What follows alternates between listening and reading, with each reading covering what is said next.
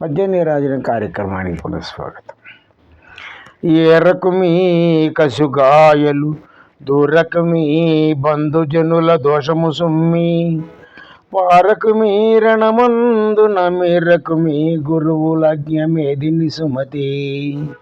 సుమతి శతకర్త చక్కటి తేట తెలుగు భాషలో ఈ విధంగా చెప్పాడు.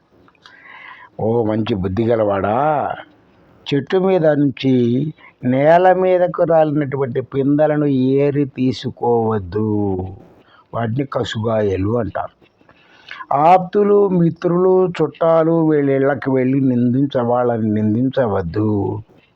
యుద్ధరంగం నుండి పారిపోవద్దు.